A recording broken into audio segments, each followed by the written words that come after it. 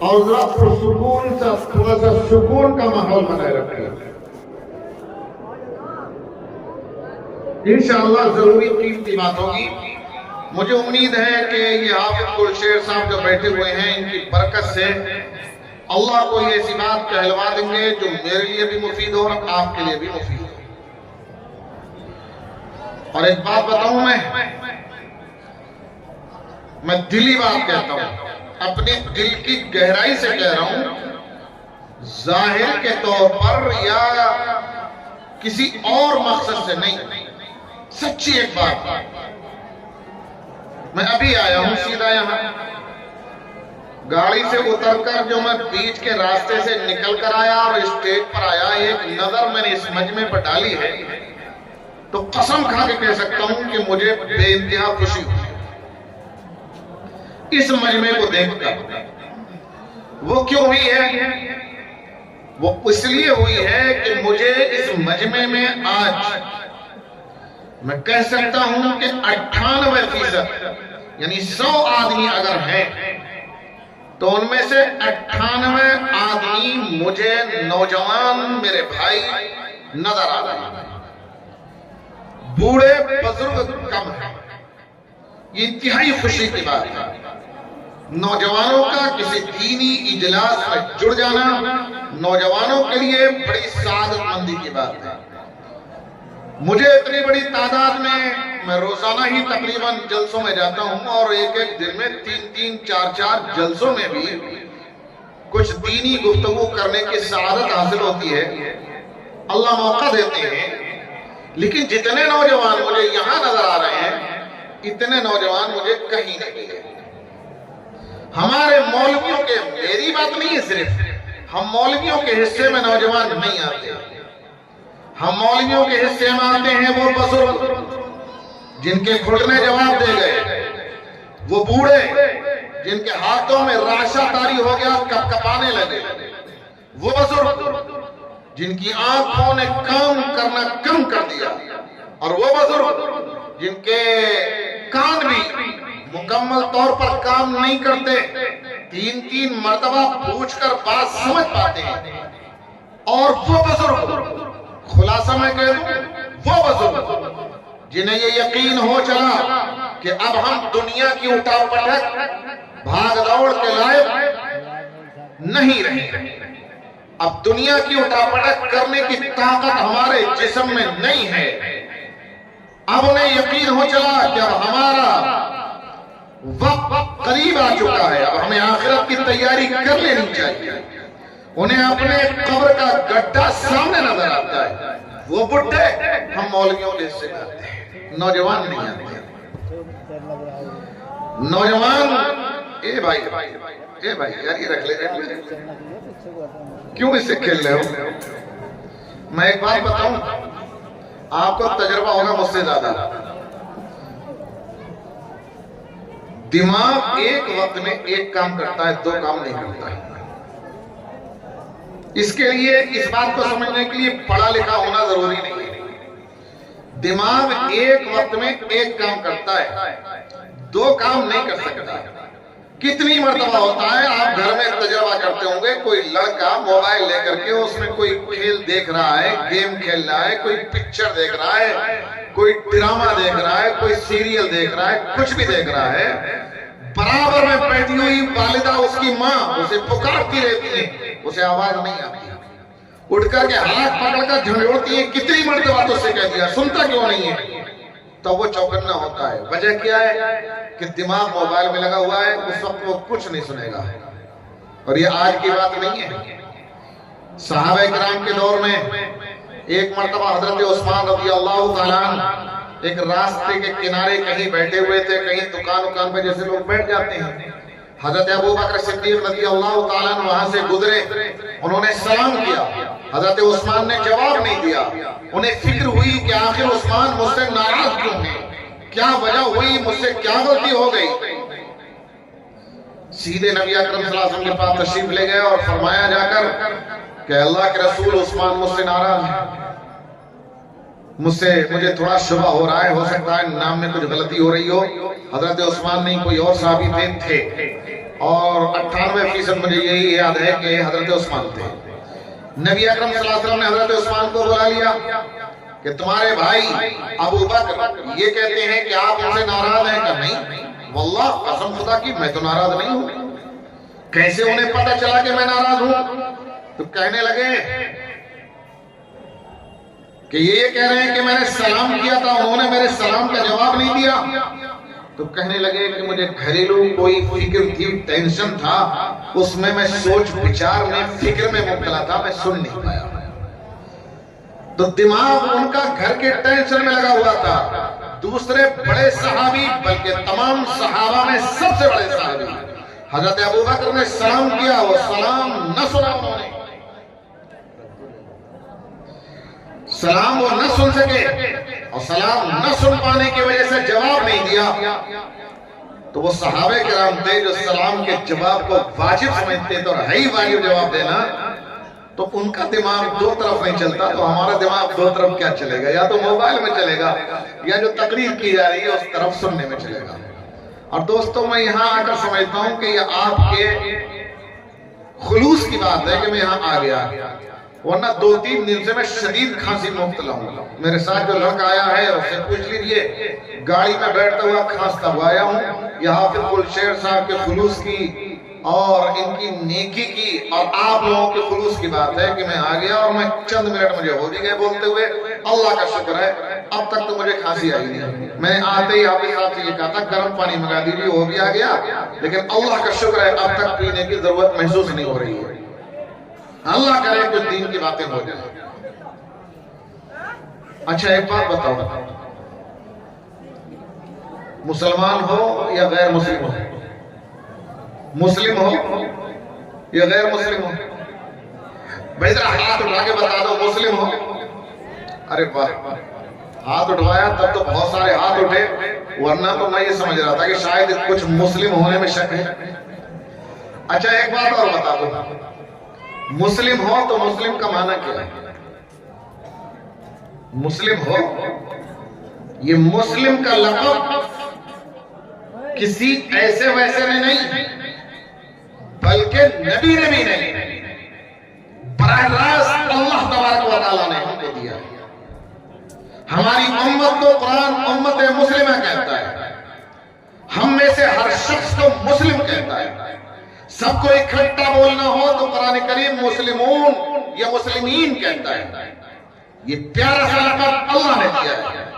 جو اللہ نے ہمیں لقب دیا, ہمیں اس کا معنی معلوم نہ ہو, اس قوم کے بارے میں کیا کہا جا سکتا ہے؟ کوئی بچہ, کوئی جوان, کوئی بوڑھا مجھے بتائے ذرا مسلم کے معنی کیا ہے؟ ماننے والا. پیچھے سے ایک آواز آئی, چلو کم سے کم عزت تو بچا لی قوم کی. پیچھے سے ایک آواز آئی ماننے والا, بالکل صحیح ہے. مسلم کہتے ہیں بات ماننے والے کو, مسلم کہتے ہیں اطاعت اور فرما برداری کرنے والے کو.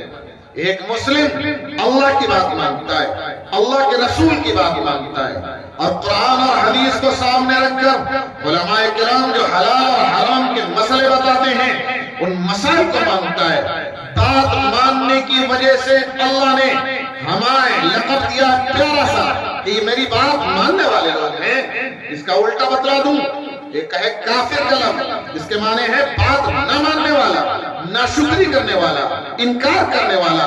اللہ کی بات نہیں مانتے, اللہ کے رسول کی بات نہیں مانتے, اللہ کی نعمتوں کا شکر ادا نہیں کرتے, قرآن کریم انہیں کافر کہتا ہے.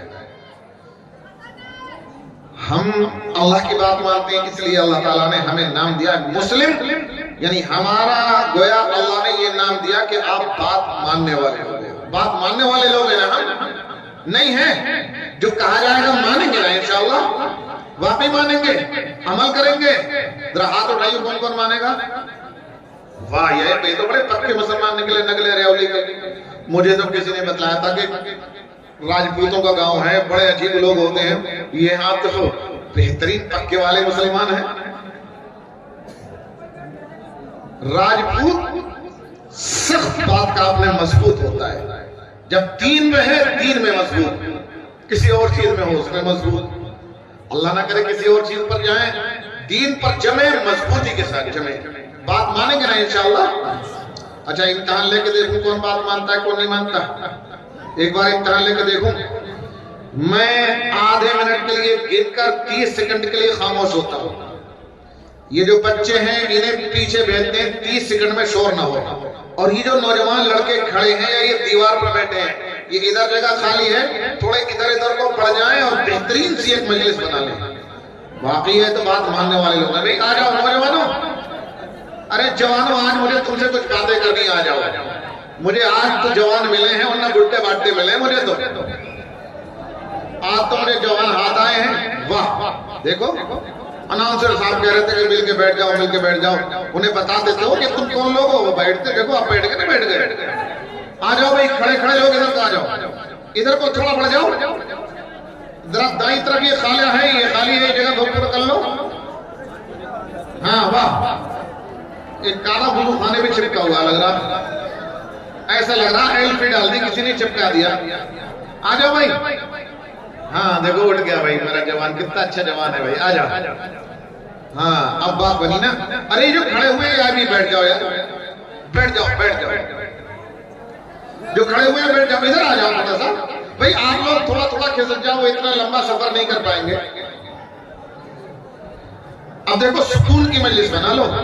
اللہ سے دعا کرو کہ مجھے کھانسی نہ آوے. کچھ اللہ تعالیٰ دین کی بات کہلوا دیں. اب مجھے امید ہے کہ آپ جس خلوص کے ساتھ سننے کے لیے بیٹھ گئے اور کتنی شاندار مجلس بن گئی, اب اللہ کچھ کہلوائی دیں گے. کبھی راجستھان گئے ہو؟ ہم لوگ جلسہ ولسہ کرنے راجستھان جاتے رہتے ہیں ریگستان کے علاقے میں. وہاں بکری اونٹ اور ریت کے پہاڑ اور کچھ نہیں, کوئی چوتھی چیز نہیں ہے. بکری اونٹ تو کبھی 10 بکری ادھر 10 بکری ادھر 10 بکری ادھر بیٹھی رہتی ہیں. تو ایسے ہی لگ رہا تھا کچھ دیر پہلے کہ میں کہیں راجستھان کے علاقے میں ہوں. 10 ادھر بیٹھے 10 ادھر کھڑے 10 ادھر کھڑے. اب دیکھو ایسا لگتا ہے پکے مسلمان ہیں. انشاءاللہ پکے مسلمان ہیں. اب سنو بات. اب بات بن گئی مجلس گئی اچھی سی. اب بات سنو. دیکھو بزرگوں, اب میں تقریر کروں گا. اب تک تو میں نے ماحول بنایا بن گیا. کتنا سکون کا ماحول ہے. اللہ کا شکر ہے. دوستو مجھے 2 باتیں ضروری کہنی ہیں. ایک عام بات کہنی ہے ہر شخص کے لیے, بچہ ہو بوڑھا ہو جوان ہو عورت ہو مرد ہو. دوسری بات مجھے خاص طور سے اپنے نوجوانوں سے کہنی ہے. نوجوان مجھے آج ہفتے چڑھ گئے ہیں. اگر کچھ سخت بات ہو جائے تو برا مت مانیو. میں قسم کھا کر کہہ سکتا ہوں کہ میں ایک بڑا بھائی ہونے کے ناطے اپنے دل کے درد کو آپ کے سامنے بیان کروں گا. بڑا بھائی اپنے دل کے درد کو چھوٹے بھائی سے بیان نہیں کرے گا تو گھٹ گھٹ کے مر جائے گا. میں مرنا بھی نہیں چاہتا. میں چاہتا ہوں کہ اپنے چھوٹے بھائیوں سے کچھ کہوں اور اپنے درد کو کچھ ہلکا کر لوں. انشاءاللہ سنیں گے میرے بھائی اور عمل کی نیت سے سنیں گے. مجھے پہلی بات یاد کرنی ہے. میں نے آیت پڑھی ہے فَلِذَلِكَ فَادْعُ وَاسْتَقِمْ كَمَا أُمِرْتَ وَلَا تَتَّبِعْ أَهْوَاءَهُمْ وَقُلْ آمَنْتُ بِمَا أَنزَلَ اللَّهُ مِنْ كِتَابٍ.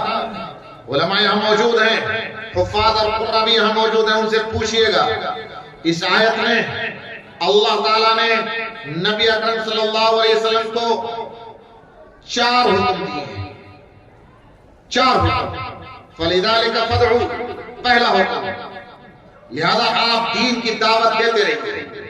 دوسرا حکم وَاسْتَقِمْ كَمَا أُمِرْتَ, اور جیسا آپ کو دین دیا گیا, جیسا اللہ نے آپ کو کرنے کا حکم دیا ہے 100% ایک رتی کے برابر, اس میں کمی زیادتی کیے بغیر, اپنی طرف سے نہ اس میں کوئی کمی ہونی چاہیے نہ زیادتی ہونی چاہیے. 100% مضبوطی سے اس کو پکڑ لیجیے. علماء موجود ہیں, عربک لینگویج عربی زبان جاننے والے ہیں. ان سے پوچھئے گا. قرآن نے کہا ہے وَاسْتَقِمْ كَمَا أُمِرْتَ, جیسا حکم دیا گیا مضبوطی سے پکڑیے. ان سے یہ پوچھئے گا کہ استقیم کے کیا معنی ہیں. یہ بتائیں گے کہ استقیم استقامت سے ہے, اور استقامت کے معنی آتے ہیں پیر کو ایسے جما لینا کہ کوئی دھکا دیتا رہے, پیر ٹس سے مس نہ ہو. جیسے 2 پہلوان کشتی لڑتے ہیں, ہر پہلوان پیروں کو زمین پر جما کر دوسرے کو ہاتھ سے پکڑ کر دھکا دیتا ہے. اس کی کوشش ہوتی ہے اسے دھکا دے دوں, اس کی کوشش ہوتی ہے اسے پیچھے ہٹا دوں, لیکن ہر پہلوان کی کوشش یہ ہوتی ہے میرا پیر اپنی جگہ سے ہلنے نہ پائے. اسے کہتے ہیں استقامت. تو مطلب یہ ہے دین کو پکڑو اور دین کو پکڑ کر جم جاؤ. کوئی طوفان سامنے سے آئے, کوئی سیلاب سامنے سے آئے, دین کو چھوڑنا نہیں, 100% دین کو مضبوطی سے پکڑے رہنا. یہ کہا گیا. دوسرا حکم ہے. تیسرا حکم ہے وَلَا تَتَّبِعْ أَهْوَاءَهُمْ, کہ دیکھو ظالموں کے خواہشات کی اتباع مت کرنا. ظالم آپ سے چاہیں گے کہ اسلام کو چھوڑ کر مرتد ہو جاؤ, ظالم آپ سے چاہیں گے کہ دین کو چھوڑ کر دین سے باہر نکل کر گھر واپسی کر لو. بات مت مان لیو اور آپ صاف کہہ دیجیے کہ جو اللہ نے کتاب نازل کی ہے ہم اس پر ایمان لائے, ہم اس سے رکھتی برابر ہٹ نہیں سکتے. یہ چوتھا حکم ہے. مجھے اس میں سے ایک حکم پر کچھ روشنی ڈالنی ہے, اس پر روشنی ڈالنے کے بعد پھر دوسری بات کہوں گا. میں بزرگوں میں ایک بات یہ بتا دوں, پہلے حکم پہ میں کچھ روشنی ڈالنا چاہتا ہوں ایک حکم پر, اور پہلے یہ بتا دوں کہ یہ جو آیت میں نے پڑھی ہے یہ حفاظ اور قراء علماء جانتے ہیں سورہ شورا کی 15 نمبر کی آیت ہے. اس سے پہلے 2 آیتیں اور ہیں 13 اور 14, ان میں بھی اسی قسم کی بات ہے. ان میں 4 اولو العزم پیغمبروں کا اللہ تبارک و تعالی نے تذکرہ کیا ہے. ایک حضرت نوح, بات شروع ہوتی ہے یہاں سے شرع لکم من الدین ما وصى به نوحا. حضرت نوح, حضرت ابراہیم, حضرت موسیٰ, حضرت عیسیٰ, اور پھر یہ کہا ہے نبی اکرم صلی اللہ علیہ وسلم سے کہ اے محمد, اے نبی, جو دین ہم نے ان 4 انبیاء کو دیا تھا اور 4 رسولوں کو ہم نے جو حکم دیا تھا, جو دین دیا تھا حضرت نوح کو, حضرت ابراہیم کو, حضرت موسیٰ کو, حضرت عیسیٰ کو, وہی دین ہم نے آپ کو دیا ہے. کوئی نیا دین نہیں ہے. وہ بھی بتوں سے ہٹا کر توحید پر لاتا تھا, وہ بھی حرام کاموں سے ہٹا کر نیکی کے کاموں پر لاتا تھا. آپ کو وہی دین دیا گیا ہے, اسی دین پر آپ کو عمل کرنا ہے, 100% مضبوطی سے پکڑ رہنا ہے.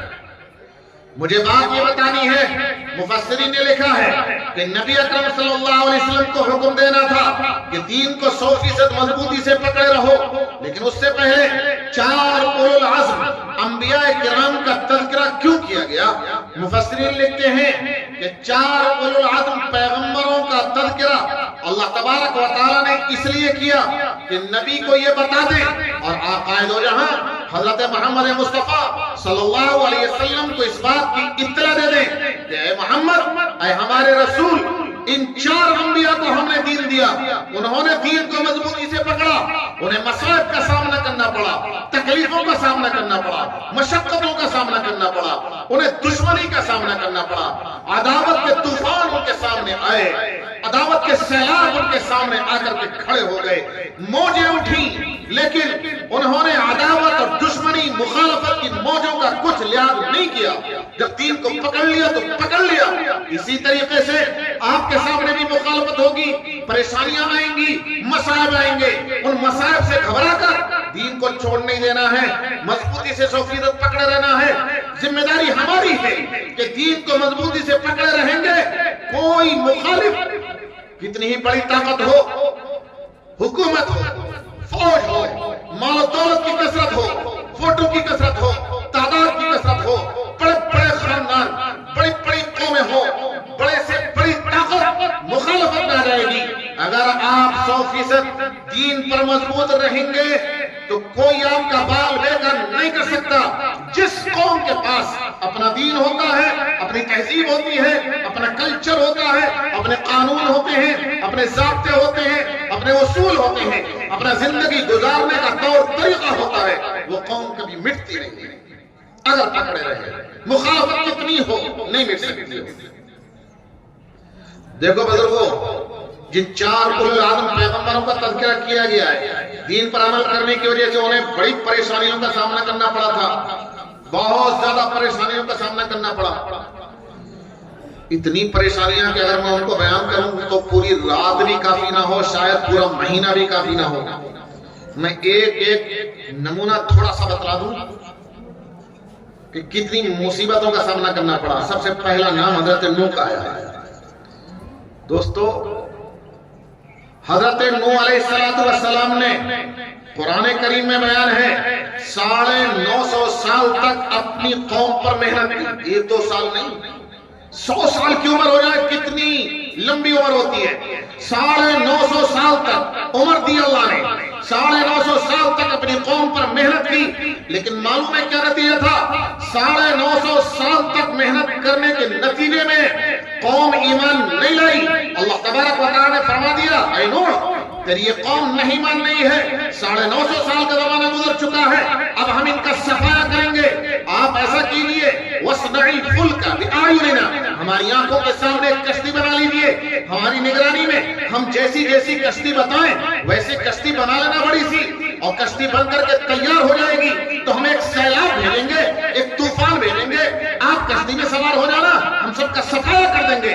اور علامت بھی بتا دی کہ گھر میں جو تنور ہے، او بھائی یار کیا کر رہے ہو؟ اللہ کے واسطے مان جاؤ، بند کر لو، اسے جیب میں رکھ لو، مت بنا ویڈیو. میں ہاتھ جوڑ کے آپ سے درخواست کرتا ہوں مت بنا. تو توجہ سے غور سے سنیں.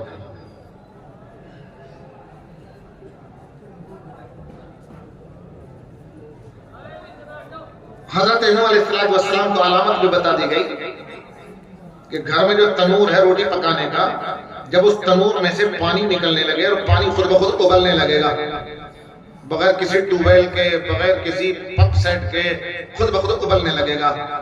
جب تنور میں سے پانی ابلنے لگے تم یقین کر لینا کہ اب طوفان شروع ہو چکا ہے اور اللہ کا عذاب شروع ہو چکا ہے. تو تم ایمان والوں کو لے کر کشتی میں سوار ہو جانا. مجھے ان کا پورا واقعہ نہیں بتلانا ہے، تفصیل سے قرآن کریم میں جگہ جگہ آیا ہے. حضرت نوح علیہ السلام نے اللہ کے حکم کے مطابق کشتی بنا لی اور کشتی بنا کر تیار ہو گئی. طوفان شروع ہوا، تنور میں سے پانی نکلنا شروع ہوا. حضرت نوح علیہ السلام اپنے 7 مومنین کو لے کر کشتی میں سوار ہو گئے. مفسرین نے لکھا ہے 950 سال کی محنت کے نتیجے میں صرف 80 افراد تھے جنہوں نے ایمان قبول کیا تھا. کتنی سخت دل اور کتنی پتھر دل ہوگی وہ قوم کہ اللہ کے ایک بڑے پیغمبر انہیں سمجھا رہے ہیں، دعوت دے رہے ہیں اور روز روز سمجھا رہے ہیں. 950 سال تک سمجھایا. یقیناً ان کے سینے میں گوشت کا لوتھڑا دل کی جگہ پر نہیں تھا، پتھر رکھا ہوا تھا کہ 80 آدمی صرف انہوں نے ایمان قبول کیا. آپ سوچو تو صحیح، کوئی بھی نبی اپنی امت کے لیے باپ ہوتا ہے. ہمارے نبی ہمارے لیے باپ کے درجے میں، نبی کی بیویاں ہمارے لیے ماں کے درجے میں ہوتی ہیں. ہر نبی اپنی قوم کے لیے باپ کے درجے میں، ساری قوم اس کے بیٹے اور اولاد کے درجے میں ہوتی ہے. ایک باپ اگر اپنی اولاد کو 1 مہینہ کسی کام کے لیے سمجھائے، اولاد نہ مانے پاگل ہو جاتا ہے. حضرت نوح کو کتنی تکلیف ہوئی ہوگی کہ میں اپنی اولاد کو 950 سال سے سمجھا رہا ہوں اور یہ لوگ ماننے کو تیار نہیں. کس قدر ذہنی تکلیف اور اذیت پہنچی ہوگی. حضرت ابراہیم ان کے زمانے کے بادشاہ نے آگ کا ڈھیر لگایا اور آگ کے اندر پھینک دیا. اللہ کی قدرت، اللہ نے آگ سے کہہ دیا جلانا نہیں ہے. حضرت ابراہیم کا ایک بال بھی نہیں جل سکا. لیکن آپ یہ سوچیں کہ قوم نے انتہا کر دی تکلیف پہنچانے کی. اب اس سے زیادہ بڑی اور تکلیف کیا ہو سکتی ہے کہ بڑا سا لکڑیوں کا ڈھیر لگا دیا جائے، آگ جلا دی جائے، انگارے بن جائیں لوہار کی بھٹی کی طرح. جب دہکنے لگے تو اس میں چیتے چاکتے آدمی کو منجنیق میں رکھ کر کے پھینک دیا جائے. آگ کے بیچوں بیچ وہ جا کر کے گرے، اللہ نے اسے محفوظ رکھا. لیکن قوم نے تو اپنی انتہا کر دی. کس قدر تکلیفیں پہنچائی گئی. حضرت موسیٰ علیہ السلام کو سنیے. حضرت موسیٰ کی پیدائش بھی نہیں ہو پائی تھی، کسی پنڈت نے یہ بتلا دیا. فرعون کو ان کے زمانے کا جو بادشاہ تھا اس کو یہ بتا دیا کہ یہ جو بنی اسرائیل کا خاندان ہے، حضرت موسیٰ کے خاندان کا نام تھا بنی اسرائیل. قرآن کریم میں بنی اسرائیل کا تذکرہ بار بار آیا ہے. حضرت موسیٰ کی پیدائش بھی نہیں ہوئی تھی، پیدا ہونے والے تھے، انہی کے بارے میں بتلایا تھا. لیکن اللہ نے بچایا، ان کی پرورش بھی کروائی. یہ کہا یہ جو بنی اسرائیل ہیں ان میں ایک بچہ پیدا ہونے والا ہے جو آپ کی حکومت کا تختہ پلٹ دے گا، جو آپ کی حکومت کا تختہ پلٹ دے گا.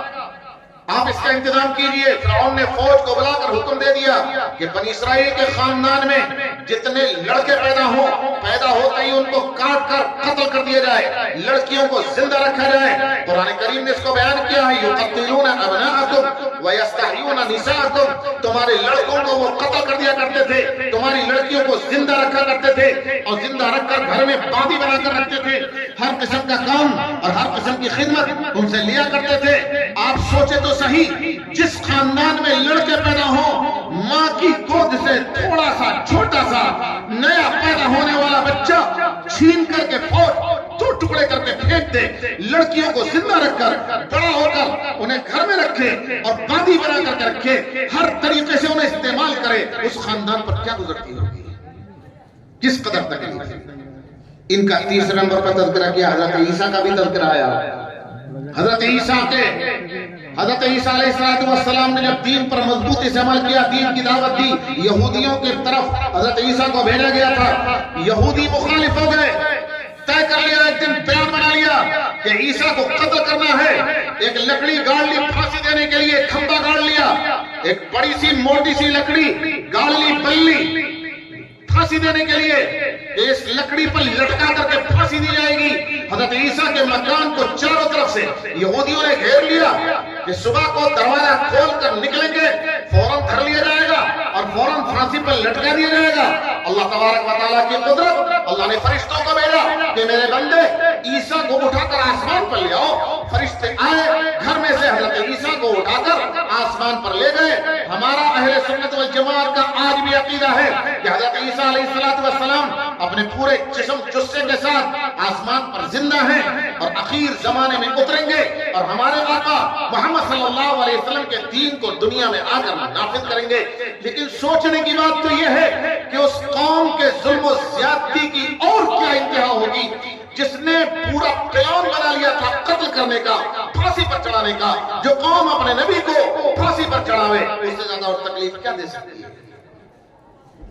ان چاروں انبیاء کا تذکرہ کیا، اس کے بعد قرآن کریم نے کہا وَاسْتَقِمْ كَمَا أُمِرْتَ، کہ اے نبی ان چاروں کو جو دین دیا گیا تھا وہی دین آپ کو دیا گیا ہے۔ ان کو مصائب کا سامنا کرنا پڑا تھا، آپ اس دین پر عمل کریں گے، آپ کو بھی مصیبتوں کا سامنا کرنا پڑے گا، آپ کی امت کو بھی مصیبتوں کا سامنا کرنا پڑے گا، لیکن اللہ نے صاف کہہ دیا 100% اگر دین پر مضبوطی سے عمل پیرا رہو گے اللہ کی مدد آئے گی، ورنہ اللہ کی مدد نہیں آئے گی۔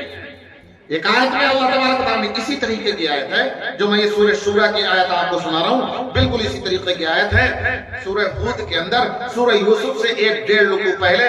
تفصیلات علماء سے پوچھتے رہیے گا، میرے پاس زیادہ وقت نہیں ہے، میں مختصری گفتگو کروں گا انشاءاللہ، زیادہ لمبی نہیں۔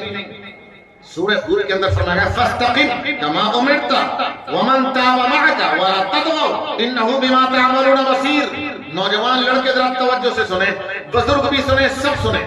اللہ نے نبی اکرم صلی اللہ علیہ وسلم نے فرمایا فَاسْتَقِمْ كَمَا أُمِرْتَ، جیسا آپ کو دیا گیا ہے دین، جوں کا تم جس کا تس، ایک رتی کے برابر کمی زیادتی کے بغیر مضبوطی سے پکڑیں آپ بھی اور وہ لوگ بھی جنہوں نے آپ کے ساتھ کفر سے توبہ کر لی ہے، ایمان قبول کر لیا ہے، وہ بھی مضبوطی سے پکڑے رہے۔ اور ایک بات یاد رکھنا وَلَا تَطْغَوْا، سرکشی مت کریو، کوئی ایک کام بھی اگر تم حکم الہی کے خلاف کرو گے اپنے گھر والوں سے بچ سکتے ہو، خاندان والوں سے چھپ سکتے ہو، پولیس سے چھپ سکتے ہو، کسی چیز سے، کسی بھی ایجنسی سے آپ چھپ کر غلط کام کر سکتے ہیں، اللہ سے نہیں چھپ سکتے۔ کہا سرکشی مت کریو، انہو بما تعملون بصیر، اللہ تعالیٰ تمہاری ایک ایک کرتوت کو دیکھتے ہیں۔ اللہ کی نگاہوں سے کوئی چیز اوجھل نہیں ہے۔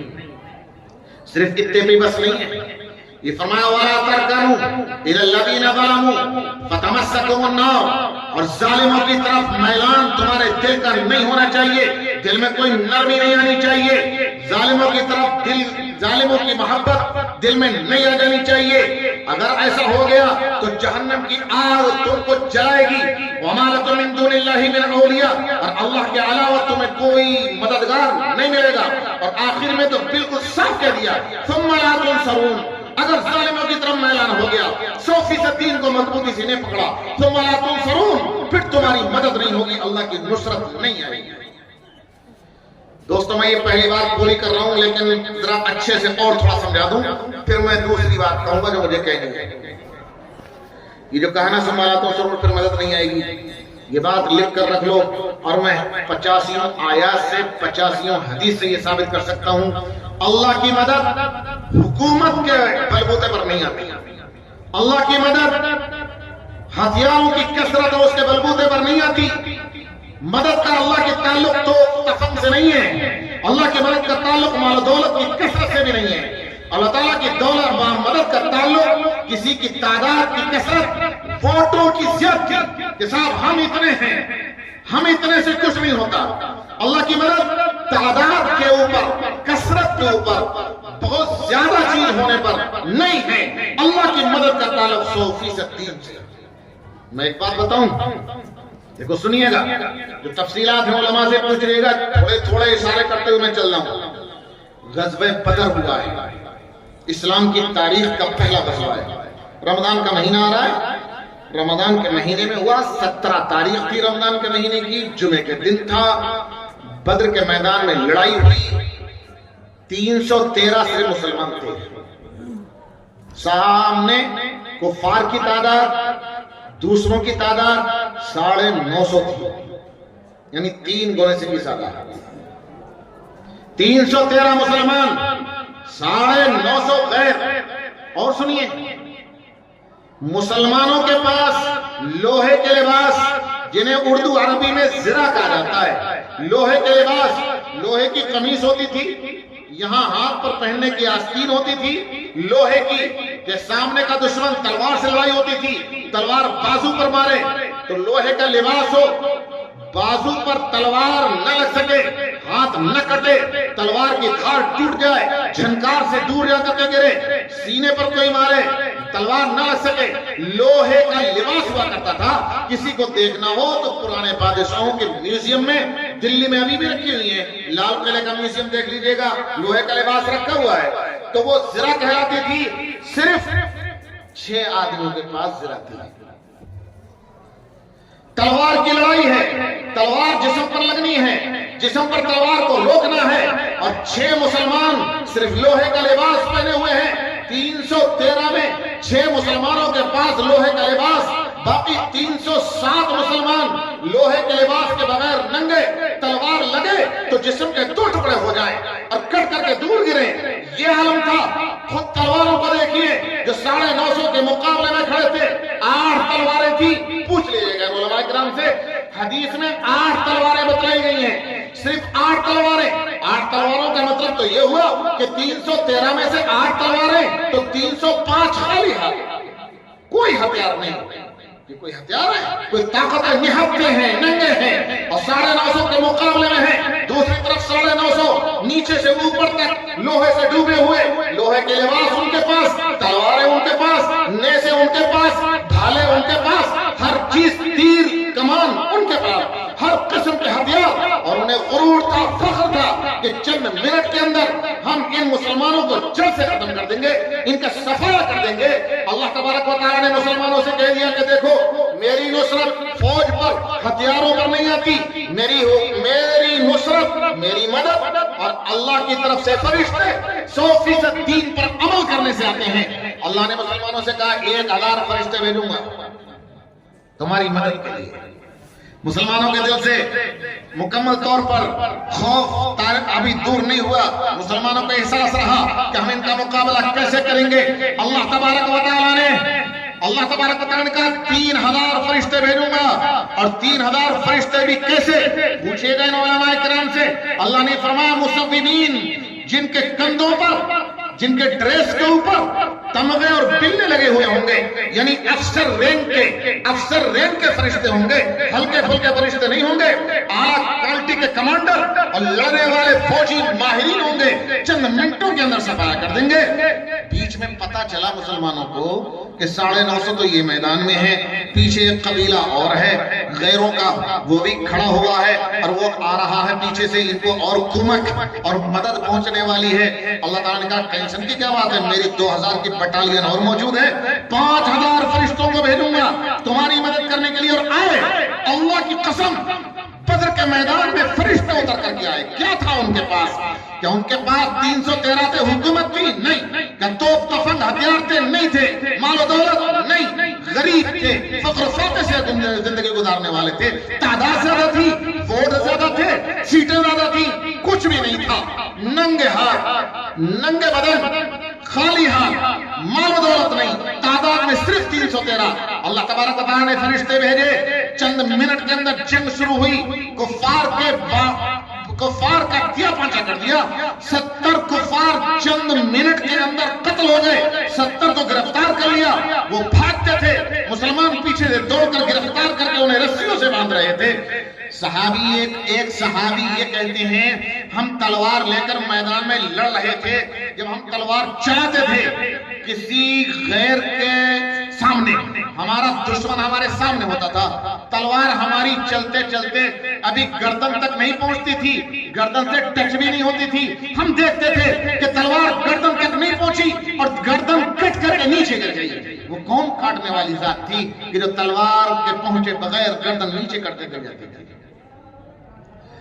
بزرگوں اس لیے کہہ رہا ہوں، دیکھو میں تمہیں بزدل بنانا نہیں چاہتا، آج کل ہندوستان میں مسلمانوں کے اوپر ظلم و زیادتی ہو رہی ہے، سب کچھ ہو رہا ہے، ہم جانتے ہیں، لیکن میں یہ کہنا چاہتا ہوں کہ ہمارے کرنے کا جو کام ہے وہ تو ہم کر لیں، ہم 100% دین پر عمل تو کر سکتے ہیں۔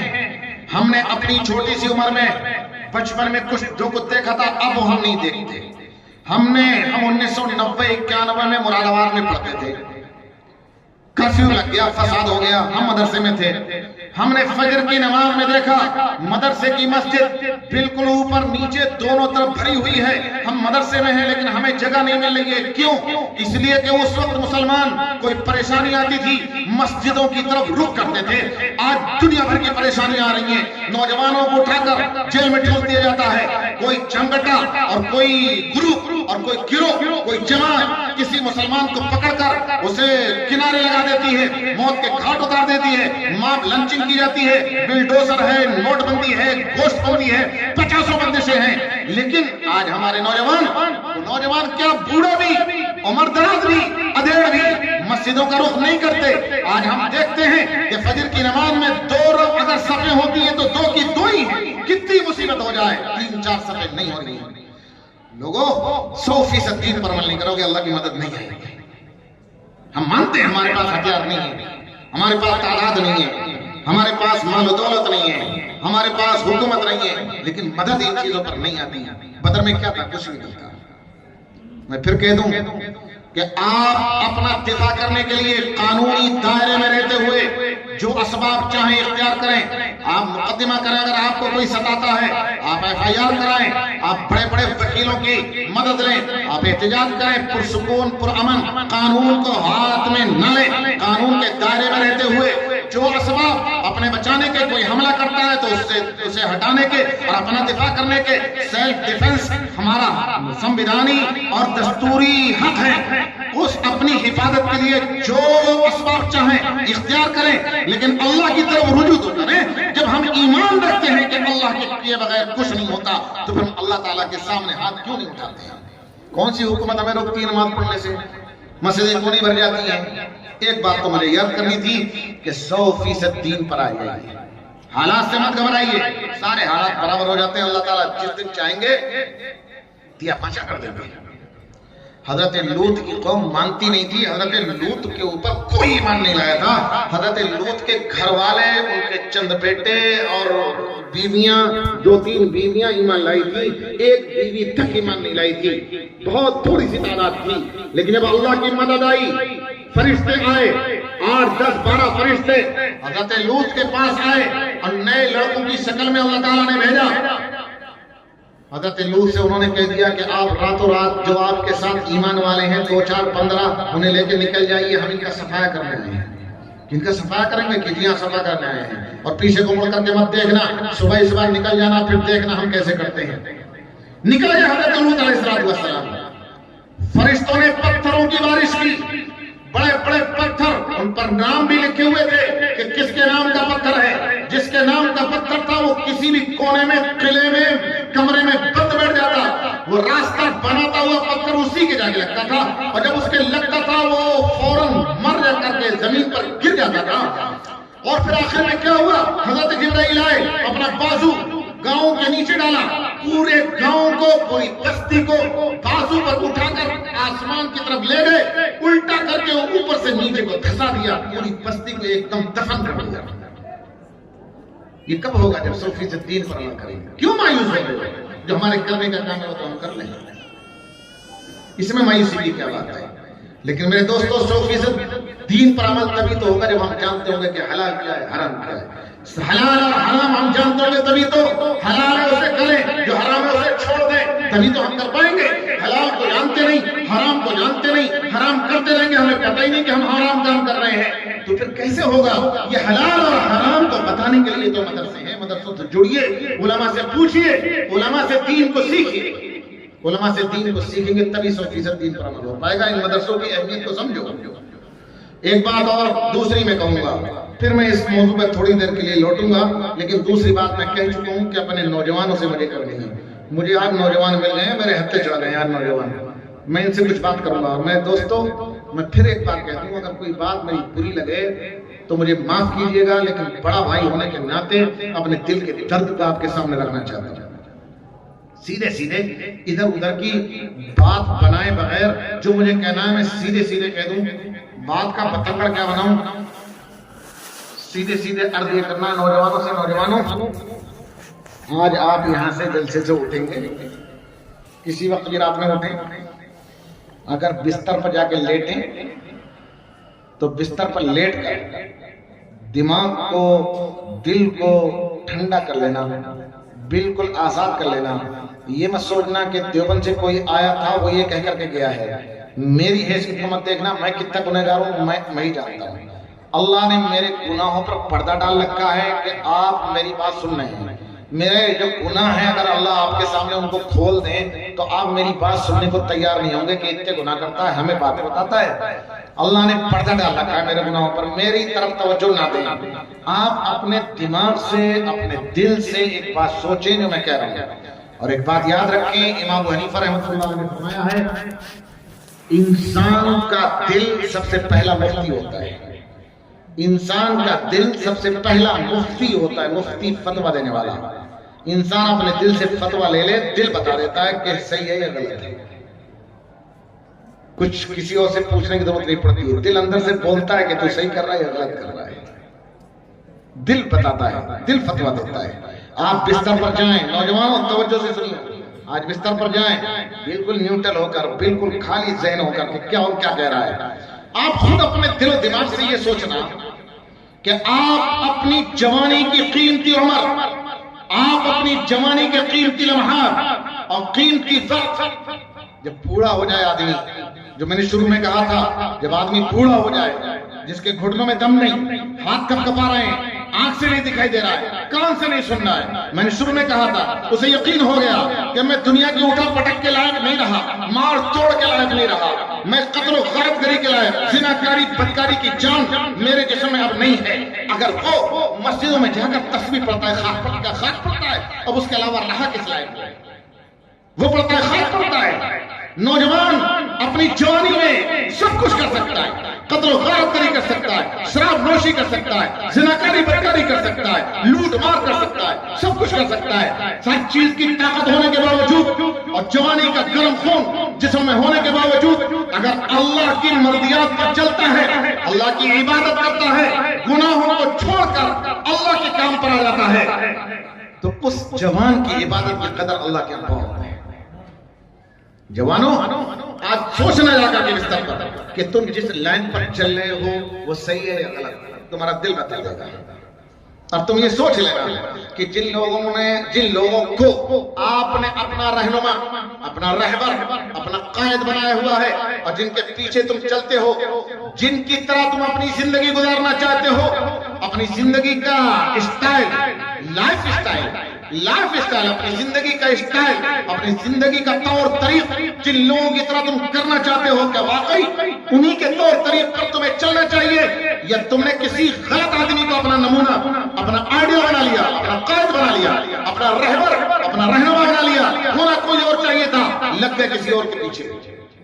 نوجوانوں برا مت ماننا, ہم نے, تم نے اپنی زندگی کا آئیڈیل بنا رکھا ہے فلم انڈسٹری میں کام کرنے والے شیطانوں, کرکٹ کے میدان میں اچھل کود کرنے والے اوباشوں کو، تم میں سے ہر شخص کا یہ جذبہ ہوتا ہے، ہر شخص کی تمنا، ہر شخص کی خواہش ہوتی ہے کہ میری زندگی کا اسٹائل فلاں فلم میں کام کرنے والے ہیرو کی طرح ہونا چاہیے، میری زندگی کا اسٹائل فلاں کرکٹر کی طرح ہونا چاہیے۔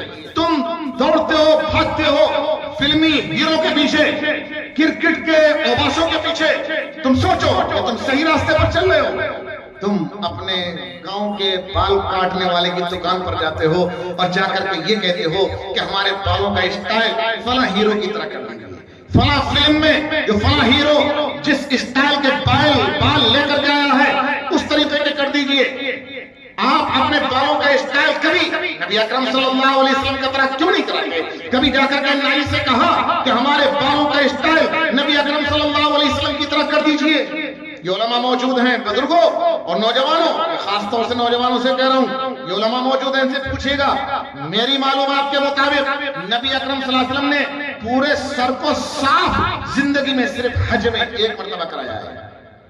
جب حج پورا ہو جاتا ہے تو ٹکلا کرانا ہوتا ہے اور گنج کرانی ہوتی ہے، حلق کرانا ہوتا ہے، تو بال صاف کرائے ہیں۔ پوری زندگی میں کبھی اس کے علاوہ میری معلومات کے مطابق نبی اکرم صلی اللہ علیہ وسلم نے بال صاف نہیں کرائے، بڑے بڑے بال رکھے ہیں، 3 قسم کے بال جنہیں حدیث میں لما، جمہ، وفرہ کہا جاتا ہے، ایک کان کی گدی کے برابر تک، دوسرے کندھوں کو ٹچ کرتے ہوئے اور تیسرے دونوں کے بیچ بڑے بڑے بال رکھتے تھے، بیچ کی مانگ نکالتے تھے، تیل بھی استعمال کرتے تھے، کنگھی بھی استعمال کرتے تھے۔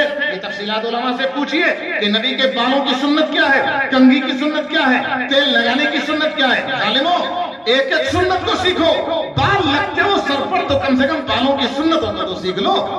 کون تم سے منع کرتا ہے؟ نبی کی طرح بال رکھو اور نبی کے اسٹائل میں آ جاؤ۔ تم سوچو تو صحیح کہ فلم ہیرو کے اسٹائل میں رہنے سے کم نہیں کرتا ہے۔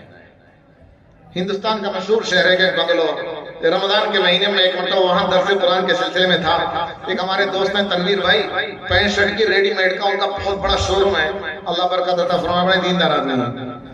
وہ مجھے پکڑ کے لے گئے ایک مرتبہ کہ حضرت چلیے دکان پر دعا کرا دیجیے۔ میں چلا گیا، میں ان کی دکان پر بیٹھا ہوا تھا، ایک نوجوان آیا، اس نے پینٹ شرٹ لی، خریدی ان سے، اور یہ کئی سال 7-8 سال پہلے کی بات ہے، 8 سال زیادہ ہی ہو گئے ہوں گے، شاید 10 سال ہو گئے ہوں، نہیں 12-13 سال ہو گئے، یہ 2010 کی بات ہے، 12-13-14 سال ہونے آئے، رمضان کے مہینے میں تھا۔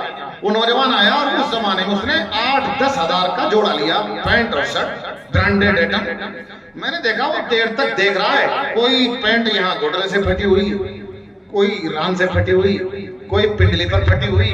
مجھے بڑی حیرت، یہ پھٹے ہوئے کپڑے کیوں لے رہا ہے؟ ہمیں کیا پتا، ہم تو مدرسوں کی باؤنڈری میں بند رہنے والے لوگ کہ کیا ہو رہا ہے۔ جب وہ خرید کر لے چلا گیا، میں نے کہا تنویر بھائی یہ پھٹے ہوئے کپڑے کیوں لے کے گیا؟ اور پیسے بیچ گئے آپ 8-9 ہزار ایک جوڑے کے، اور کپڑے پھٹے ہوئے لے کے گیا ہے۔ تو وہ بہت ہنسے کہ یہ مولوی بھی کیا ہتھے چڑھا، ہمارے کیا پلے پڑ گیا، یہ مولوی کچھ جانتا ہی نہیں دنیا میں کیا ہو رہا ہے۔ تو اس نے کسی کا نام بتایا کہ فلاں فلم میں فلاں ہیرو یہ پھٹے ہوئے کپڑے پہن کر کے آ گیا، آج کل نوجوان اسی کے پیچھے پڑے ہوئے پھٹے ہوئے کپڑے لے رہے ہیں۔ آپ بھی گاؤں میں دیکھتے ہوئے کوئی مجنون قسم کا آدمی، دیوانہ جوان پھٹے ہوئے کپڑے پہنے پھرتا رہتا ہے۔ نہیں، ہنسنے کی بات نہیں ہے، آپ سوچو تو ذرا کہ کس کے پیچھے چلنا چاہیے، اور یہ ہمارے نوجوان کہاں لگ گئے، کس کے پیچھے لگ گئے۔ نوجوانوں، آپ سوچو کہ کس کو تم نے نمونہ بنا لیا اور کس کو بنانا چاہیے تھا۔ آپ کو نمونہ بنانا چاہیے تھا حضرت سعد کو، آپ کو نمونہ بنانا چاہیے تھا حضرت حنظلہ کو۔ حضرت سعد انصار کے سردار، انصار کے چودھری اور انصار کے قبیلے کے کہیے مکھیا تھے، ان کے چودھری تھے۔ غزوہ خندق میں ہاتھ میں تیر لگا، ہاتھ میں تیر لگنے کی وجہ سے رگ کٹ گئی، رگ کے کٹنے کی وجہ سے خون بہا۔ میڈیکل سائنس اتنی ترقی یافتہ نہیں تھی کہ آپریشن ہو جاتا، ٹانکے لگا دیے جاتے، انجیکشن لگا کر کے خون روکنے کا انجیکشن لگا کر کے خون روک دیا جاتا، نہیں رک پایا، رگ کٹ گئی، خون بہت بہ گیا۔ زیادہ خون بہنے کی وجہ سے جیسے کوئی کسی کے چاقو مار دے، جلدی ہاسپٹل پہنچ جائے، کام بن جاتا ہے، دیر ہو جائے، خون بہ جائے، مر جاتا ہے بیچارہ۔ تو ایسے ہی سعد کے تیر لگا، خون بہ گیا، شہید ہو گئے، انتقال ہو گیا۔ جنازہ اٹھا، صحابہ کرام کندھے پر جنازہ لے کر آگے چل رہے ہیں، वसल्लम भी जनाजे के अंदर शरीक हैं, जनाजे के अंदर शरीक है नबी अकरम सल्लल्लाहु अलैहि वसल्लम भी। जो सहाबा कंधा दे रहे थे उन्होंने देखा कि बड़ी हल्की चारपाई है, ऐसा लगता है कि चारपाई पे जनाजा है ही नहीं, खाली चारपाई ले जा रहे हैं, हालांकि लंबे चौड़े तंदुमंद आदमी। जिन्होंने कंधा दिया तो पीछे लौटकर नबी अकरम सल्लल्लाहु अलैहि वसल्लम पीछे चल रहे थे। आका के पास आकर अल्लाह के रसूल, साहब का जनाजा इतना हल्का है, हमें ऐसा लग रहा है कि हम खाली चारपाई लेकर जा रहे हैं, उसमें जनाजा ही नहीं है। सुनो नौजवानों, जरा गौर से सुनो, तवज्जो से। आका ने क्या जवाब दिया? मैं जो हदीस सुना रहा हूँ मुस्लिम शरीफ हदीस की मोतबर तरीन किताब है। कहा जाता है नंबर 1 पर कुरान, दूसरे नंबर पर बुखारी शरीफ, तीसरे नंबर पर मुस्लिम शरीफ है, उसकी हदीस है ये। मुस्लिम शरीफ की हदीस है, नबी अकरम सल्लल्लाहु अलैहि वसल्लम ने फरमाया अपने सहाबा से कि तुम ये कह रहे हो कि जनाजा बहुत हल्का है, खाली चारपाई लग रही है, उसके ऊपर नाश नहीं है, तुम ये कह रहे हो, मेरी नबुव्वत की आंखें जो देख रही हैं वो तुम नहीं देख रहे हो, मैं अपनी आंखों से जो देख रहा हूं वो तुम्हारी निगाह में नहीं आ रहा है। अल्लाह ताला ने आसमान से साद के जनाजे में शिरकत करने के लिए 70,000 ऐसे फरिश्ते भेजे हैं जो आज पहली मर्तबा जमीन पर उतर कर आए हैं। इससे पहले आसमान से वो कभी जमीन पर नहीं उतरे, वो साद के जनाजे में शिरकत करने के लिए अल्लाह ने भेजे हैं। उन्होंने साद के जनाजे को अपने हाथों पर कंधों पर उठाया हुआ है। तुम्हारे कंधे पर साल है ही कहा कि तुम्हें वजन महसूस हो, सादा जनाजे का वजन फरिश्तों ने अपने हाथों में उठा रखा है। मैं नौजवानों को ये वाक़या इसलिए सुना रहा हूँ, नौजवानों हज़रत साद की तरह दीन सीखने में, दीन को मजबूत करने में, दीन पर अमल करने में अपनी जवानी को गुजार दो। कसम खुदा की, जो अल्लाह साद के जनाजे में फरिश्तों को शिरकत करने के लिए भेज सकते हैं, वो अल्लाह आज भी तुम्हारे जनाजे में शिरकत करने के लिए फरिश्तों को भेजने पर कादिर है। अगर तुम ऐसा नहीं करते, अगर तुम ऐसा नहीं करते बल्कि फिल्मी हीरो के पीछे चले जा रहे हो, तो फिर एक बात और सुन लो, जो तुम्हारा फिल्मी शैतान सबसे बड़ा पसंदीदा हीरो हो, जिसकी कोई फिल्म तुमने ना छोड़ी हो, जिसकी एक एक फिल्म को तुमने 25-25, 50-50 मर्तबा देखा हो, उसका कहीं से मोबाइल नंबर हासिल कर लो और मोबाइल नंबर हासिल करके उसका फोन हासिल करके अपने घर वालों को दे देना और यूं कहना कि जब मेरा इंतकाल हो जाए तो इस पे इत्तला कर देना तेरे बहुत बड़े फैन का, तेरे बहुत बड़े परस्तार का, तेरे बहुत बड़े चाहने वाले का इंतकाल हो गया है। देखिए वो आता है जनाजे में, क्या वो आपके जनाजे में आता है? नौजवानों सोचो, अकल को इस्तेमाल करो। क्यों अकल पीठ के पीछे फेंक दी? एक ऐसा शख्स अगर तुमने ऐसा कर भी लिया, तुम्हारे घर वालों ने रोते बिलखते उसको फोन किया, उसका सेक्रेटरी फोन उठाएगा? वो नहीं उठाएगा, उसका सेक्रेटरी, और कह देगा कि बॉस को इस वक्त बात करने की फुर्सत नहीं है, नहीं बात हो सकती। एक ऐसा आदमी जो तुम्हारे जनाजे में शरीक ना हो सके, तुम्हें कंधा ना दे सके, तुम्हारे जनाजे में खड़े होकर नमाज जनाजा ना पढ़ सके, कब्र पर खड़े होकर 11 मरतबा कुल हुवल्लाह शरीफ पढ़कर तुम्हें इसाले सवाब न कर सके, तुम्हारी कब्र पर 3 मुट्ठी मिट्टी न डाल सके, तुम अपनी जवानी की कीमती जिंदगी और जवानी की कीमती औकात को उसके फिल्मों के चक्कर में बर्बाद कर रहे हो, तुम्हें क्या मिल जाता है? सोचो तो सही, क्यों अंधे हो गए? आखिर आंखों से देखना कब आएगा? तुम क्रिकेट को मोबाइल पर सामने रखकर 8-8 घंटे क्रिकेट देखते हो, 4-4 घंटे क्रिकेट के सामने से हटते नहीं हो, तुम किसी के छक्का मारने पर पल्लियों उछलते हो। मैं एक बात पूछता हूं अपने नौजवानों से, जो क्रिकेट खेलते हैं उन्हें लाखों की करोड़ों की आमदनी होती है, करोड़ तो बहुत कम है, अरबपति हो जाते हैं वो लोग, अरबों की आमदनी होती है, बड़े बड़े बंगले होते हैं, वो करोड़ों अरबों रुपए की कमाई करते हैं, 8 घंटे मैदान में दौड़ते भागते, जिस्म की वर्जिश तो होती है उनकी, उनका सेहत का फायदा होता है, दुनिया के मालो दौलत का फायदा होता है। तुम उनके चक्कर में घर बैठकर इंटरनेट में पैसे अपने खर्च करो, रिचार्ज करने में पैसे अपने खर्च करो, वक्त अपना बर्बाद करो, सेहत अपनी खराब कर दो, तुम्हें क्या मिल जाता है? तुम तो न 3 महीने 13 में, तुम्हें क्या मिला? मुझे समझ में नहीं आता कि क्या मिल जाता है। नौजवानों सोचो, किस रास्ते पर चलना चाहिए, किस रास्ते पर पड़े हुए। हजरत हंज़ला हैं, एक कस्बे में ऐलान किया गया, लड़ाई हुआ। नबी अकरम सल्लल्लाहु अलैहि वसल्लम के मुनादी ने, ये कह लीजिए पुरानी जमाने में नबी अकरम सल्लल्लाहु अलैहि वसल्म के ढंढोरची ने, नबी अकरम सल्लल्लाहु अलैहि वसल्लम के ढंढोरची ने مدینے کی گلیوں میں اعلان کیا کہ نکل پڑو مسلمانوں کا دفاع کرنے کے لیے، مسلمانوں کی ماں بہنوں کی عزت کو بچانے کے لیے۔ حضرت حنظلہ ناپاکی کی حالت میں نکل گئے اور جا کر کے شہید ہو گئے۔ اللہ کے راستے میں کوئی شہید ہو تو اسے غسل نہیں دیا جاتا، لیکن نبی اکرم صلی اللہ علیہ وسلم نے دیکھا، نبی اکرم صلی اللہ علیہ وسلم نے فرمایا کہ میری نبوت کی آنکھیں دیکھ رہی ہیں کہ جنت کے فرشتے جنت کا پانی لے کر جنت کے برتنوں میں میدان میں اترے، حنظلہ کو جا کر کے غسل دے رہے ہیں۔ حیرت ہوئی کہ اللہ کے راستے میں شہید ہونے والے کو غسل نہیں دیا جاتا، بغیر غسل کے اسی حالت میں دفن کیا جاتا ہے۔ اور آقا نے فرمایا کہ شہید کو اسی خون میں خون بہتے ہوئے بغیر غسل کے انہی کپڑوں میں دفن کیا جائے۔ قیامت کے دن جب اٹھے گا تو اس کے خون سے، اس کے جسم سے تر و تازہ خون بہ رہا ہوگا اور اس خون سے ایسی خوشبو آ رہی ہوگی جیسے مشک میں خوشبو آتی ہے۔ آقا نے یہ فرمایا بغیر غسل کے دفن کیا جاتا ہے۔ اسی جنگ میں نبی اکرم صلی اللہ علیہ وسلم کے سگے چچا حضرت حمزہ شہید ہوئے، انہیں غسل نہیں دیا گیا، حنظلہ کو غسل دیا گیا۔ آقا نے پوچھا صحابہ سے کہ مجھے یہ تو بتاؤ کہ حنظلہ کی کیا خاص بات ہے کہ جنت کے فرشتے جنت کا پانی دے کر کے غسل دینے آئے ہیں، کسی شہید کو غسل تو دیا نہیں جاتا ہے۔ انہوں نے کہا ہمیں تو کچھ بات معلوم نہیں، کہا گھر پوچھو۔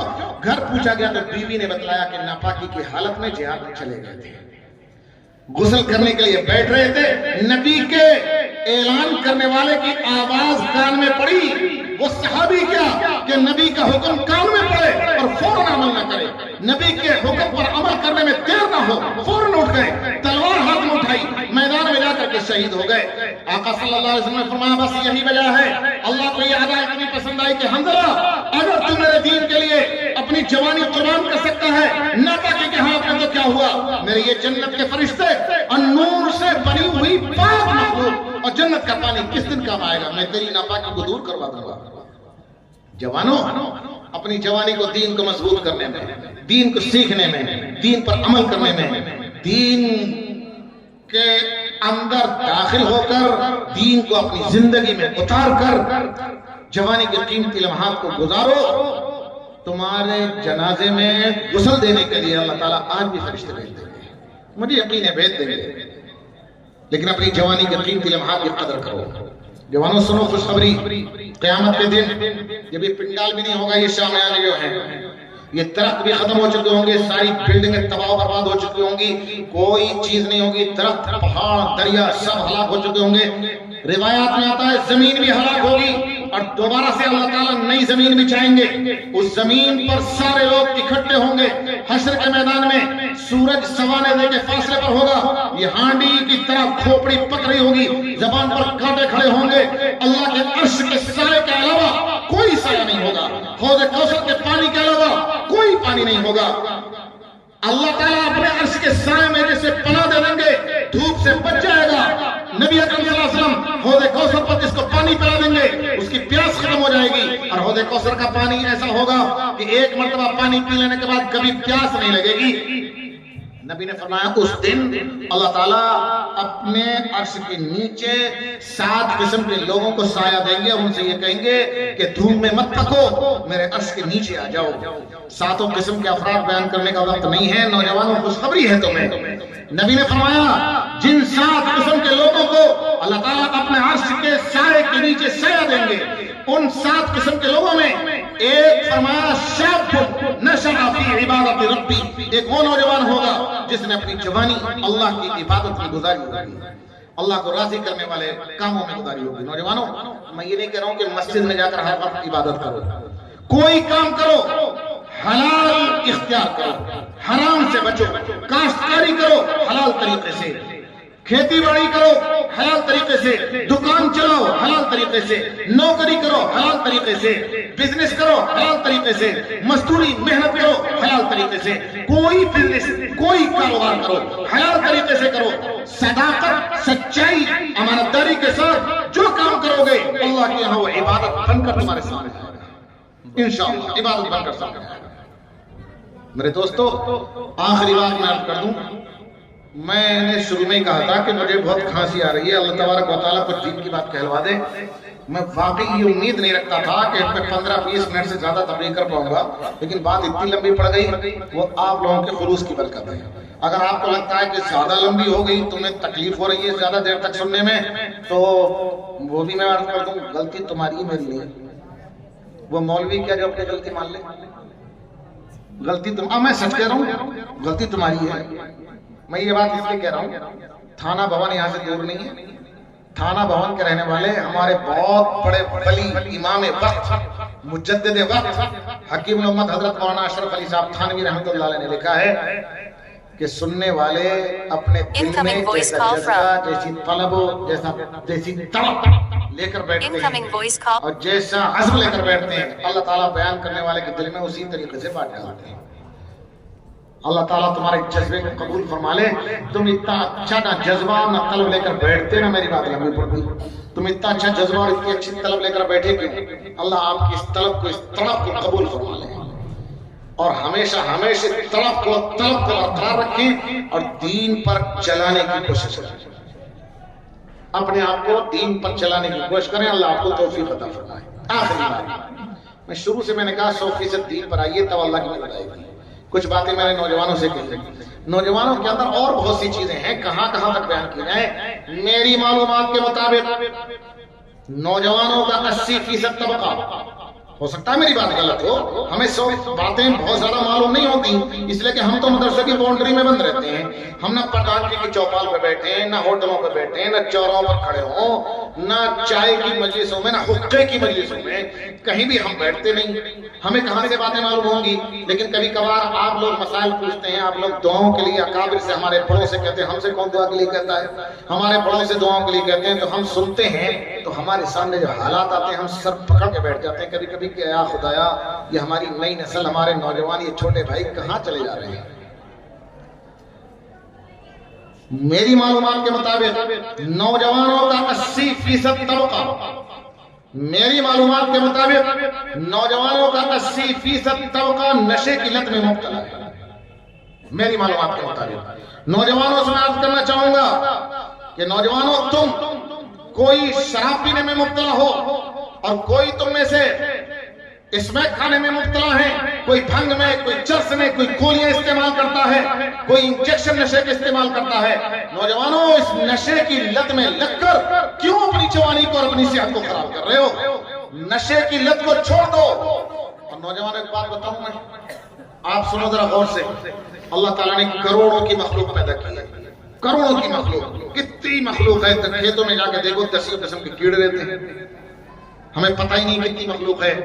ذرا میری طرف توجہ سے میری بات سنو، میں کیا کہہ رہا ہوں۔ 10 قسم کے تو کیڑے ہوتے ہیں، درخت ہیں، پودے ہیں، سینکڑوں قسم کے پودے، سینکڑوں قسم کے درخت، دریا ہیں، نہریں ہیں، سب کچھ ہیں۔ لیکن یہ بتاؤ کہ تمام مخلوق میں سب سے زیادہ اشرف مخلوق کون ہے؟ اشرف المخلوقات کون ہے؟ انسان ہے نا، ہم ہیں نا۔ کیا ہمارے اندر 4 چاند لگے؟ ایک کٹرے کو لے لیجیے، ایک کٹرے کی ہڈیوں سے زیادہ مضبوط ہے ہماری ہڈی۔ جو ڈنڈا گنے بوگی میں گنڈا بھر کر جو ڈنڈا تم کٹرے کے اوپر بجاتے ہو، اگر وہ ڈنڈا ہمارے اوپر بجا دیا جائے تو ہماری ہڈی تو ٹوٹ جائے۔ کیا گوشت ہمارے اندر زیادہ ہے یا خون کٹرے سے زیادہ ہے ہمارے اندر؟ نہیں ہے۔ تو پھر کیا 4 چاند لگے ہیں؟ کبھی غور کیا؟ نوجوانوں ذرا سوچو، ہم اشرف المخلوقات کس وجہ سے ہو گئے؟ ہم میں وزن کم، گوشت کم، خون کم، ہڈی کمزور اور ہیں اشرف المخلوقات۔ کبھی سوچا کہ کیا وجہ ہے؟ بہت ساری وجوہات ہیں، علماء سے پوچھتے رہیے گا۔ ایک سب سے بڑی وجہ یہ ہے کہ انسان کو اللہ نے عقل دی ہے، کسی اور کے پاس عقل نہیں ہے۔ میں نے یہ بات کیوں چھڑی؟ اب وہ سنو، نشے والا آدمی جس عقل کی وجہ سے ہم اشرف المخلوقات ہیں، جس عقل کی وجہ سے اللہ نے ہمیں عزت دی ہے، شرافت دی ہے، عظمت دی ہے، احترام دیا ہے، جس نشے کی وجہ سے ہمیں اللہ نے رفعت دی ہے، بلندی دی ہے، جس عقل کی وجہ سے نشہ کر کے ہم اپنی اس عقل کو ختم کر لیتے ہیں۔ کسی بھی ڈاکٹر سے پوچھئے کہ نشہ کرنے والا آدمی جب نشے میں ڈوب جاتا ہے تو اس کی عقل کام کرنا چھوڑ دیتی ہے، اب وہ بے عقل ہو جاتا ہے اور جانوروں کے درجے میں ہو جاتا ہے، اور جانوروں میں سے بھی کسی کے درجے میں؟ کتے کے درجے میں۔ آپ دیکھیے گرمی کے موسم میں کتا नाली में बैठता है ठंडक हासिल करने के लिए, गर्मी लगती है, जबान बाहर को निकली होती है, हाँफ रहा होता है, कांप रहा होता है, नाली में बैठता है, गीले कीचड़ में बैठता है, गारे में बैठता है, नशे में डूबा हुआ आदमी नशे में कभी नाली में पड़ा हुआ मिलेगा, कभी खूरे पर पड़ा हुआ मिलेगा, कभी कूड़े पर पड़ा हुआ मिलेगा, कभी गारे और कीचड़ के अंदर पड़ा हुआ मिलेगा। उस कुत्ते में और इस इंसान में क्या फर्क रहेगा? नशे वाला आदमी कुत्ते के दर्जे में, जानवर के दर्जे में हो जाता है। किस किस चीज का रोना रोया जाए, किस किस चीज का रोना जाया जाए? कोई गुनाह ऐसा नहीं है जो आज हमारे समाज के अंदर, हमारी सोसाइटी के अंदर मौजूद न हो। नौजवानों, मैं कहना चाहता हूं कि अपनी जवानी को अल्लाह के दीन के सीखने सिखाने के अंदर इस्तेमाल करो, और दीन सीखने सिखाने के लिए हमारे उलमाए किराम ने इन मदारिस को कायम किया है। लोगों, यकीन कर लो, और सच्ची बात है, आप अपनी आंखों से देख सकते हो, अगर ये मदरसे न होते तो आज दीन मौजूद न होता। सुनो, ये मदरसे कैसे कायम हुए थे, बस मैं अपनी बात खत्म कर रहा हूं।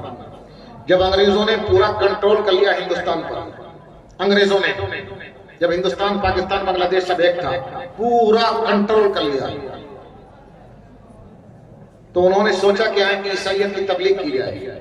ईसाई पादरी इंग्लैंड से, बर्तानिया से बुलाए गए, एक माहिर तालीम को बुलाया गया जिसका नाम था लॉर्ड मिकाले।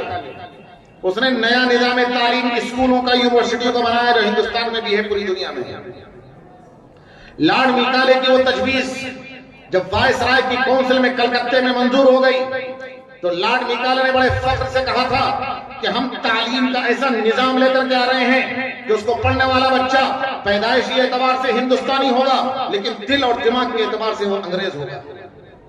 उस वक्त हमारे उलमा अल्लाह के सामने रोए, गिड़गिड़ाए, तहज्जुद में रो रो कर सजदे में पढ़ पढ़ कर दुआएं की, अल्लाह अब तो इस्लाम को मिटाने की साजिशें की जा रही हिंदुस्तान से, इस्लाम को जिंदा रखने की कोई सबील पैदा कर दे, कोई रास्ता पैदा कर दे।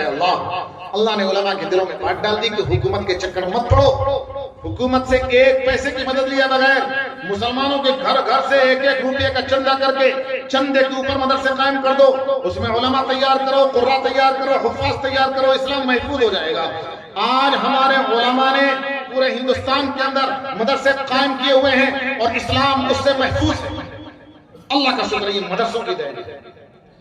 अभी कुछ दिन पहले की बात है, पड़ोस के मुल्क के एक हमारे बड़े आलिम, हमारे उलमा तो जानते हैं, मौलाना सरफराज अहमद खान साहब सफदर रहमतुल्लाह अलैह, दालिम देवबंद के पढ़े हुए थे, आजादी से पहले 47 से पहले के पढ़े हुए थे, हजरत शेखुल इस्लाम मौलाना मदनी के शागिर्द थे। उनके बेटे हैं, उनका तो इंतकाल हो गया, उनके बेटे हैं मौलाना जाहिदुर राशिदी, बड़े आलिम है वो भी। उन्होंने इंग्लैंड का दौरा किया, लंदन गए, डूसबरी गए और जगहों पर गए, वहां के बड़े बड़े मदरसों का 8-10 का दौरा किया। वहां भी मदरसों में रह रहकर 700 800 तलबा पढ़ रहे हैं। तो उन्होंने दौरा करने के बाद एक अजीब बात कही। उन्होंने कहा कि मेरा दिल चाहता है कि लंदन के किसी चौराहे पर लॉर्ड मिकाले की मूर्ति और उसका मुजस्समा मुझे खड़ा हुआ मिल जाए, तो मैं उसकी पेशानी पे लिख दूं कि ए लॉर्ड मिकाले, तू यहाँ इंग्लैंड से, लंदन से हमारे हिंदुस्तान गया था इस्लाम को मिटाने के लिए, देख तू हमारे हिंदुस्तान से इस्लाम को तो क्या मिटाता।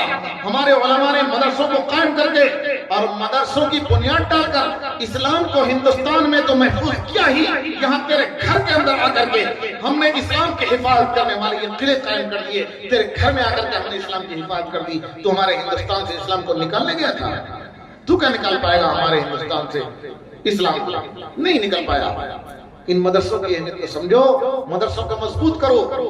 जब इस्लाम को लोग मिटाने की कोशिश कर रहे हैं, उतनी मजबूती के साथ हम इस्लाम पर आ जाएं और इस्लाम की हिफाजत करने वाले इन मदरसों को मजबूत करें, उलमा को मजबूत करें। उलमा कोई अपने लिए चंदा नहीं मांगते हैं। मैंने भी थोड़ी देर पहले मौलाना अशरफ अली साहब थानवी का नाम लिया था। उन्होंने मेरठ के जलसे में, ये 100 साल पहले की बात बतला रहा हूँ, मेरठ के जलसे में एक मर्तबा तकरीर करते हुए कहा था, लोगों तुम्हारे पास 2 हाथ हैं, 2 पैर हैं, इन उलमा के पास भी 2 हाथ 2 पैर हैं। तुम्हारे जिस्म में ताकत है, इनके जिस्म में भी ताकत है। तुम खेती कर सकते हो, ये भी कर सकते हैं, तुम दुकान चला सकते हो, ये भी चला सकते हैं। ये मदरसों में अपने पेट के लिए नहीं बैठे हैं, یا اپنے پیٹ کے لیے دکان چلا لیں گے، کاشتکاری کر لیں گے، سب کچھ کر لیں گے. مان لو اگر یہ مسجدوں کو چھوڑ دیں، مدرسوں کو چھوڑ دیں، اور مدرسوں مسجدوں کو چھوڑ کر یہ بھی کھیتی باڑی میں لگ جائیں، یا اپنے پیٹ کے گزارے کا انتظام کر لیں گے، کچھ نہیں کریں گے، محنت مزدوری تو کر لیں گے، کچھ نہیں کریں گے، بیٹری والا رکشہ تو چلا لیں گے، کچھ نہ کچھ تو کر لیں گے، اپنے پیٹ کے گزارے کا انتظام کر لیں گے. لیکن تم یہ سوچو اگر یہ مدرسے سے نکل کر چلے گئے اپنے اپنے کام پر، مسجدوں کو چھوڑ کر چلے گئے اپنے اپنے کام پر، تمہاری نئی نسلوں کا، تمہارے بچوں کا، تمہارے دین کا کیا بنے گا؟ قرآن کون پڑھائے گا تمہارے بچوں کو؟ تمہارے بچوں کو قرآن پڑھاتے ہیں، نمازیں یاد کراتے ہیں، نمازوں میں پڑھے جانے والی سورتیں یاد کراتے ہیں، علماء ہی تو ہیں. بس یہ آخری بات میں کہنی تھی کہ مدرسوں کی قدر کرو، علماء کی قدر کرو. اور چلتے چلتے ایک جملہ اور کہہ جاؤں، پوری رات میں تقریر کرتا رہوں اور اپنی تقریر پر اگر میں خود عمل نہ کروں تو اللہ مجھ سے پوچھیں گے، مجھے چھوڑیں گے نہیں، سوال کریں گے کہ بڑی چیخ چیخ کی تقریر کرتا تھا لیکن عمل کیوں نہیں کرتا تھا. آپ سے پوچھیں گے علماء کا احترام بہت کرتے تھے. ایک مولوی نے آ کر کے کہا کہ سارے لوگ ادھر بیٹھ جاؤ، بچوں کو بھگا دو، ایک تمہاری بات مان لی، لیکن ان کی دین کی باتوں پر، تقریروں پر عمل کو نہیں کرتے تھے. کیا جواب ہوگا؟ اس لیے یہاں سے اٹھیں، عمل کا عزم لے کر اٹھیں. عمل کریں گے نا انشاءاللہ؟ یہ عزم لے کر کے اٹھیں، جو سنا ہے اس پر بھی عمل کریں گے، جو نہیں سنا ہے علماء سے پوچھ کر عمل کریں گے. اور میرے لیے بھی دعا کریں، پتہ نہیں کس کی دعا اللہ کب قبول کر لیں. اس میں معصوم بچے بھی ہیں، کوئی نیک صالح نوجوان بھی ہوگا، نوجوان کی دعا بھی اللہ بڑا جلدی سنتے ہیں، نیک صالح نوجوان. اور بزرگ کی دعا تو سنتے ہی ہیں. اللہ تعالیٰ فرماتے ہیں سفید داڑھی والا، سفید بالوں والا جب میرے سامنے ہاتھ اٹھا کر دعا کرتا ہے تو مجھے شرم آتی ہے کہ اس کے ہاتھوں کو خالی واپس کرتا ہے. تو کوئی اللہ کا کون نیک بندہ ہے کچھ پتہ نہیں. اس لیے آپ حضرات بھی میرے لیے دعا کریں، اللہ تعالیٰ مجھے بھی عمل کرنے کی توفیق عطا فرمائے، اپنی مرضیات پر چلنے کی توفیق عطا فرمائے. وآخر دعوانا ان الحمدللہ رب العالمین.